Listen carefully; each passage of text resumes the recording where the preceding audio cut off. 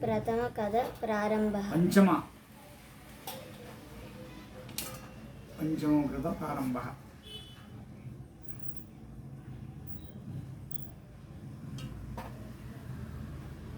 పూర్వం ఒక రాజ్యమునందు ఒకప్పుడు వర్షములు లేనందున అత్యధికమైన క్షమం ఏర్పడెను.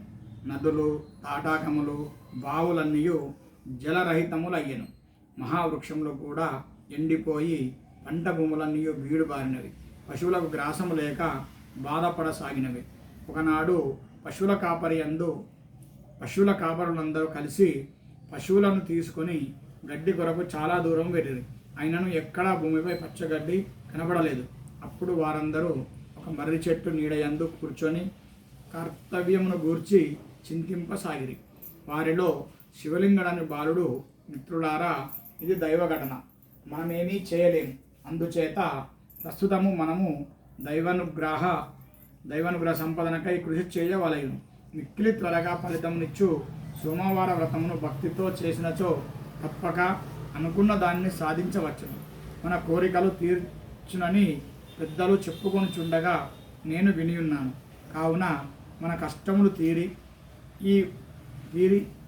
ఈ క్షమ ప్రాంతమంతయు సుభిక్షమగుటకు మనము కూడా ఈ సోమవార వ్రతం ఆచరించుదాము అని అది విని మరి ఒక బాలుడు వెంటనే లేచి, నీవు చెప్పేది బాగుగానే ఉన్నది, కానీ ఆ వ్రత విధానమేమి? దానికి కావలసిన వస్తువులను ఎట్లు సమకూర్చుకొనవలెను అని ప్రశ్నించాడు. అంతా మొదటి బాలుడు, ఆ వ్రత విధానము గూర్చి నేను తెలుసుకొని ఉన్నాను. వ్రతము చేయుటకు పుట్టమన్ను, బిల్వపత్రములు, గోధుమ పిండి, నెయ్యి, బెల్లము మొదలైన సామాన్య వస్తువులు ఉన్నచో చాలును. మన గల గోవులు కొన్ని గలవు. వాని పాలు విక్రయించిన వచ్చు ధనముతో మనము వ్రత పరికరములను సేకరించవచ్చును అని పలకగా మిగిలిన వారందరూ దీనికి అంగీకరించి వ్రత కార్యమునందు నిమగ్నులైరి. మొదటి సోమవారం నాడు బాలురందరూ ఉదయమునే స్నానం చేసి గోవులను వెంటబెట్టుకొని వ్రతమునకు అవసరమైన వస్తు సామాగ్రిని సేకరించి ఆ వనమునందు ఒక మర్రి చెట్టు కింద ఒక చిన్న పందిరిని వేసుకొని పుట్టమన్నుతో శివలింగమును తయారు చేసుకొని సోమవార వ్రతమును ఆరంభించారు. యథాశక్తిగా వ్రతమును ఆచరించి అదే సమయంలో ఆ మార్గమున ఒక విప్రుడు పోవుట చూసి ఆ గోపబాలురు ఆయనను సగౌరవంగా ఆహ్వానించి ఈశ్వర ప్రసాదం ముసగిరి. ఆ బ్రాహ్మణుడు ఇదేమిటని ప్రశ్నించగా, మహాత్మా, మేము సోమవార వ్రతం ఆచరించి దాని ప్రసాదం నీ కొసంగితిమి అని వదులేడిది. అందుకు ఆ బ్రాహ్మణుడు, మూర్ఖులారా, పురోహితుడు లేని వ్రతము చేసి పిల్లతనముతో తెలియని పనులు చేసి పాపమును మూటగట్టుకొనిచున్నారు. ప్రసాదమును ఈ ముద్దను నాకిచ్చి నన్ను అపవిత్రుని చేయుచున్నారు.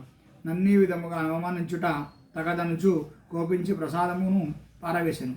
ఆ చేతితో ముఖము తుడుచుకుంటూ గబగబా ముందు సాగాను. వెంటనే అతని ముఖమునందు గాయమైన చోట కారం చల్లినట్టుగా మంటలు మొదలయ్యాను. ఆ విప్రుడ బాధను సహించలేక వెనుదిరిగి వచ్చి, మూర్ఖులారా, మీరు నాకిచ్చిన దానిలో విషమేదైనా కలిపినారా? లేనిచో నాకీ మంటలు ఎలా కలుగును అని ఇంకను అనేక విధములుగా నిందించెను. అట్లు నిందించిన కొలది మంట అధికమై శరీరమంతయు వ్యాపించెను.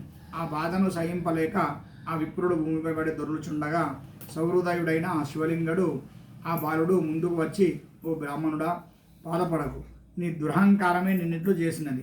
మేము గౌరవముతో భక్తితో నిచ్చిన భగవత్ ప్రసాదమును తిరస్కరించుట చేతనే